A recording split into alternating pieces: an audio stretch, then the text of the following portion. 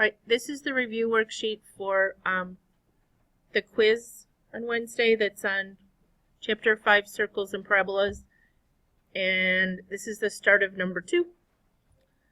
All right, so cosecant is the flip of sine, so it should be hypotenuse over opposite. So just square root of 29 over 2, and it should be negative someplace, right? And anybody already have the secant found? Good job, Journey. Square root of 29 over 5, and it's negative.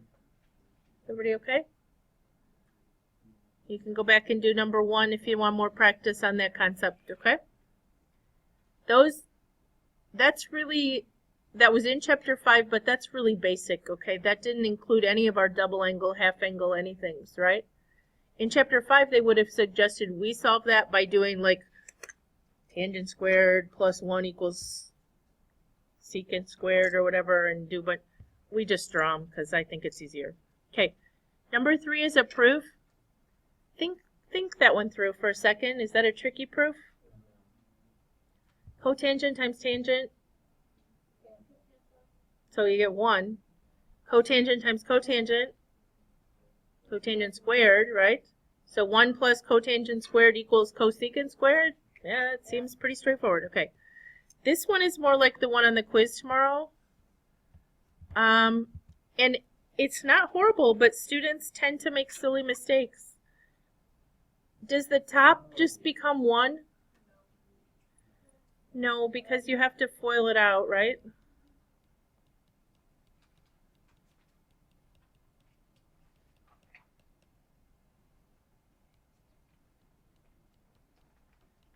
What do we get on top when we FOIL all it out?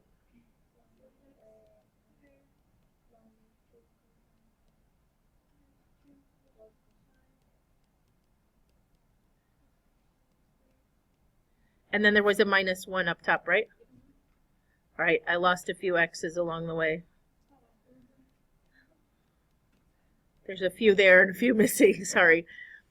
Make it messy if I go back and stick them in. This is where you can't cancel the 2 sine cosine, right? This is all glued together by the subtraction and addition up there. So we can say this plus this is what though? 1. So then we have a 1 minus 1 minus 2.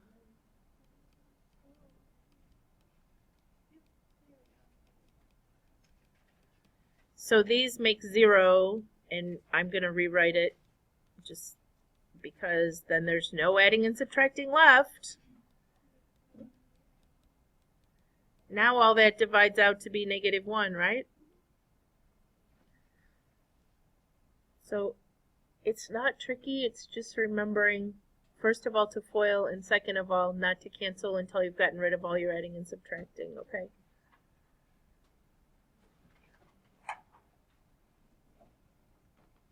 Numbers 5 and 6 are just trades from the gray sheet. These are a little bit, I don't know, easier or harder than the ones on the quiz. The ones on the quiz don't actually trade out twice, but this one does. Both of these do. What is cosine cosine minus sine sine? Cosine A plus B. Okay, what's 1/8 plus 3/8? Whoa, that's an 8. Pretend, okay? That's 4/8, which is 1/2. Now the one on the quiz probably comes out like pi over 7 at this point, and you'd be done.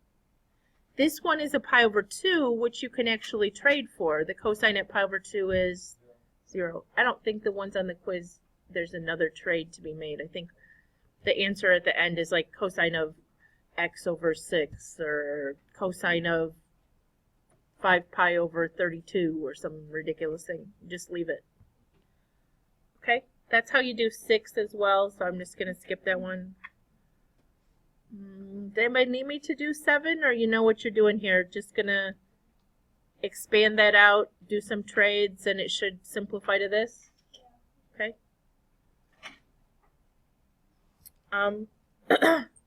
Can we talk about 8? Because on the last quiz, this question didn't go well.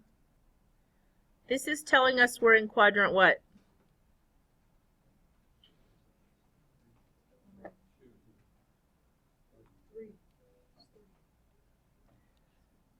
Pi, 3 pi over 2? Hopefully those of you who said 2 were just not counting correctly. Because I was visualizing this quadrant and started to say 2 as well. So, the sine is opposite over hypotenuse. Which of those gets a negative? Okay. I should put an x. Well, x is the angle around there. It doesn't matter. All right. Got to do Pythagorean theorem. I don't know why this is trouble for some of you.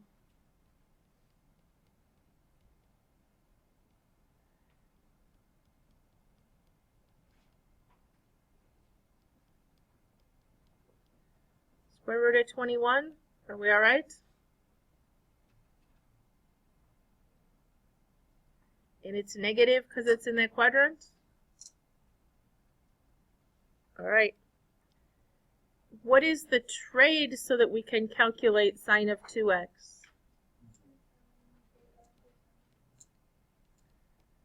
Okay, I hope you're paying attention, those of you who missed this on the last quiz, because what you tended to do was you looked over here and you put negative 2/5 in for x. X is not negative 2/5. The sine of x is negative 2/5. So when you replace that with a negative 2/5, it doesn't say sine anymore, okay? I don't know why that was so much trouble on the last quiz. Cosine of x also can be replaced with the value from over here, negative square root of 21 over 5. That doesn't look like a 21, does it? Okay, so we get negative 4 square roots of 21 over 25. That's a beautiful answer. Yep, thanks. Good thing somebody's catching my mistakes. That's a trade on the trig trades sheet. Yes, it's the double angle on the bottom left, kind of up a little bit up from the bottom. Okay? It's the one you have to memorize for calc. Sine of 2x is 2 times sine times cosine. Cosine of 2x has 3 trades, Jenner, but I just always use the first one, cosine squared minus sine squared. All right, number 9 is just a factoring question. What do you have to remember when you go to write your answers, though? Yes, it's all, right. So this is like a 2x squared plus x minus 1, which would factor 2x and 1 and x and 1. We need a positive, so it's going to factor 2 cosine of x minus 1 and cosine of x plus 1. I went really fast. Is anybody totally lost there? What I did? So I'm looking at my unit circle. Where's the cosine 1/2 or negative 1? There's 3 places on the unit circle that those values come up. And then you need to remember to put what? Yeah, this says all, so you're going to put plus or minus, and the period of cosine is 2 pi. Anybody find them? Where's the cosine 1/2? I think I got that one right. Pi over 3, 5 pi over 3. And the cosine is negative 1 at pi. Can I write that shorter, pi plus or minus 2 pi n? I really can't, because the only place is at pi, right? It's not like it's pi and 2 pi. It's not. Cosine is positive 1 at 2 pi. All right. 10 we already did, because Faisal asked about it earlier. So Sorry, recording person. There you go. If you're watching the recording, that's how we did 10. All right, 11 I think you can handle to solve for sine. How many solutions will there be, you think? 2? Yeah. Because it says only from 0 to 2 pi. Some people might get confused by this one. Ideas? Okay, so we could even just flip it over before we square rooted. If the secant squared is 4/3, then the cosine squared is 3/4. And then if we square root, don't forget the plus or minus. But the square root of 3/4 would be square root of 3/2, right? How many places will that be on the unit circle? Be careful. 4, right? Because of the plus or minus. So that one should have 4 answers. And this one had 2. Is everybody okay without me finishing those?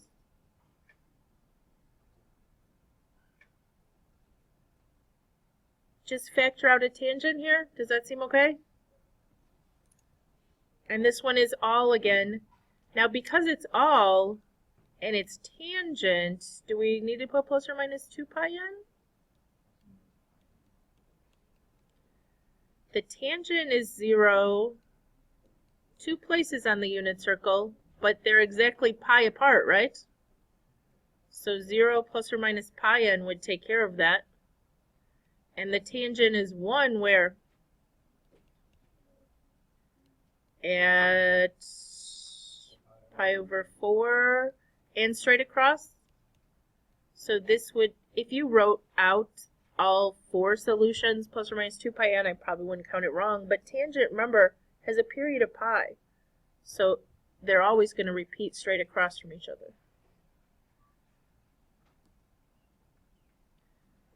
All right, I would like to do 14 or 15 one of these, and 15 the answers are just brutal. So I'm going to do 15 just because I think if you went home tonight and did this one, you'd probably think you got it wrong. I know I would have.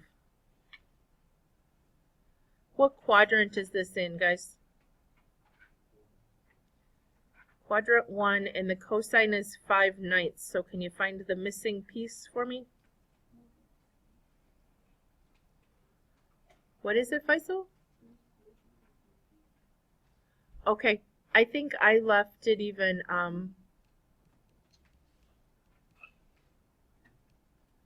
81 minus 25, is it 56, right? I think I even left it this way just because we're going to have to put them in these ugly formulas anyway. So, but yes, you're right. 2 square root of 14.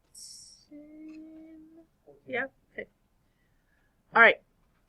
So first one is sine 2 theta. Jenny, you got that one memorized yet? Yeah. 2 times the sine times the cosine, right? So, Donovan, what's the sign we're putting in there?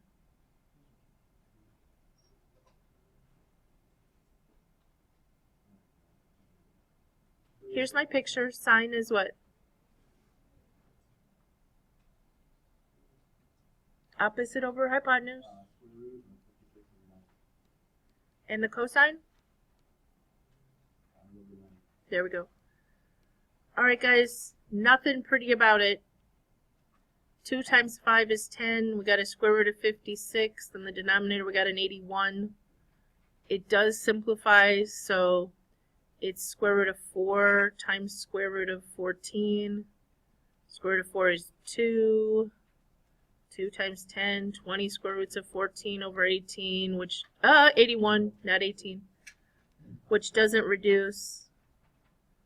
So unfortunately, that is the answer for sine 2 theta. Like I said, if I would have done that one at home, I would have thought I did something wrong. All right, what about cosine 2 theta? Which trade do you want to make for that one, guys? Okay, so cosine squared minus sine squared. What are we going to put in for cosine squared? 5/9 and square it. And for sine squared, That's kind of why I left it alone, because it's square root of 56 squared, which will just be 56 over 81, right? 25 over 81 minus 56 over 81 is what? 31 over 81? Okay. That one wasn't as bad. And you remember tangent of 2 theta is even easier, right? Because there's ugly, ugly, ugly formulas on your gray sheet for tangent of 2 theta. Excuse me, but tangent of 2 theta is really just the sine of 2 theta over the cosine of 2 theta, whatever that says. And the denominators will divide out when you flip that one over and do the reciprocal. So you get 20 square roots of 14 over negative 31. Number 14 has radicals in it, but it's not quite as messy, I think. Does that sound right, Faisal? Did you do 14? And it wasn't quite as ugly, was it? I think it might have some square root of 10s or something, I don't remember.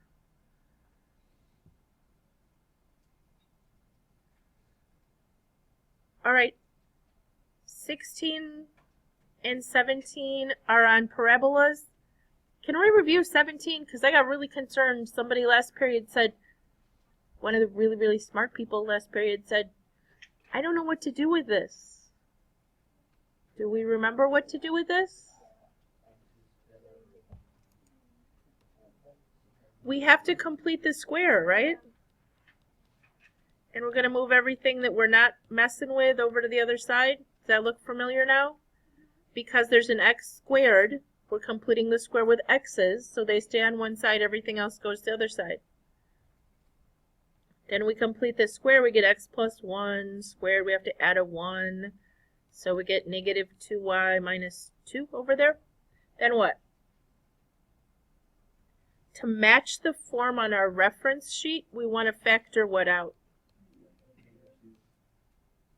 Negative 2, so that y has a coefficient of positive 1.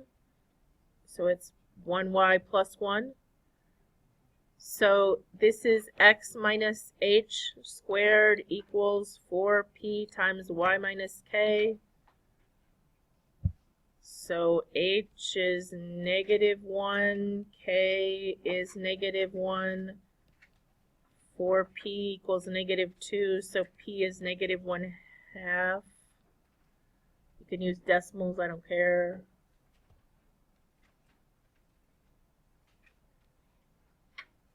If we graphed that, negative 1 would be down here. Which way is this opening? Has an x squared, so it's up or down. And it had a negative there, so it is indeed down. And the p tells us that the focus is what? Half a unit down inside there, and the directrix is half a unit above. You can use your reference sheet. So to find the focus and directrix, you could just plug in h's and k's and p's. I'm going to use just a little logic here. If that was negative 1, it's now negative 1, negative 1.5, right, for the focus? And the directrix is a horizontal line through y equals negative 0.5. And the focus, guys, or this axis, I'm sorry, x equals negative 1. Yep, it would be a vertical line going through there. This was the directrix.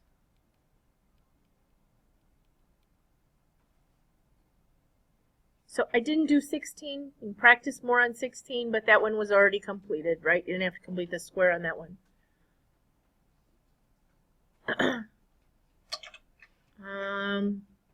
Maybe I'll leave you 18 and we'll do 19 together. How's that sound? What is this telling us? If I always have to sketch these. I'm not smart enough. Over 9 up 4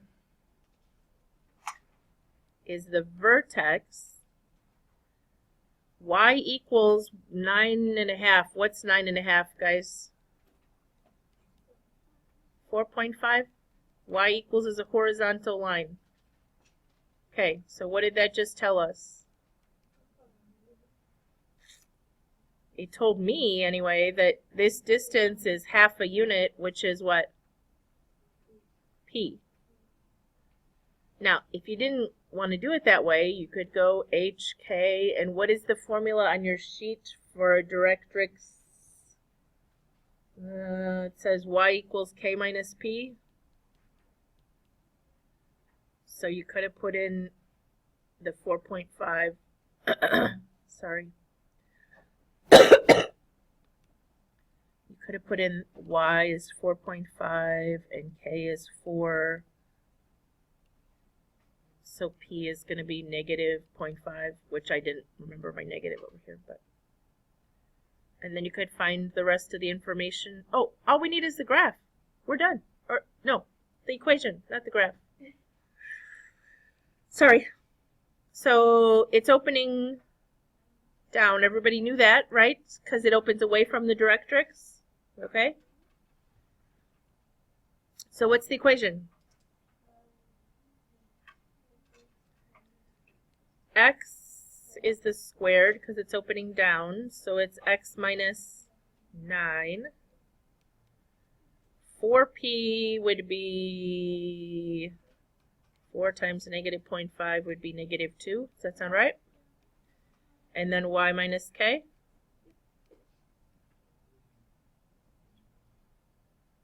I don't know why, but I like those writing equations better than graphing. They seem a little shorter and they're kind of like a puzzle to find the pieces. So 18 is very similar. We have circles on the quiz as well. Anybody need me to talk about 20 or 21? What is 21 telling us? The circumference is pi times diameter, so this means the diameter is 4, so the radius is 2, so then it's just x minus h plus y minus k squared equals r squared, which would be 4 again.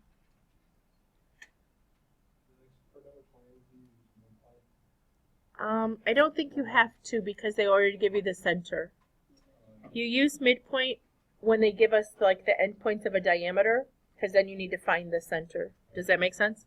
So we do need to do distance to find the radius here. The distance between here and here is the radius. I usually just use Pythagorean theorem. From 1 to negative 8 is 9. From 2 to 1 is 1. And that'll give me the radius squared. I don't even bother to square root because the radius squared is going to be 82, and isn't that what goes in our formula anyway?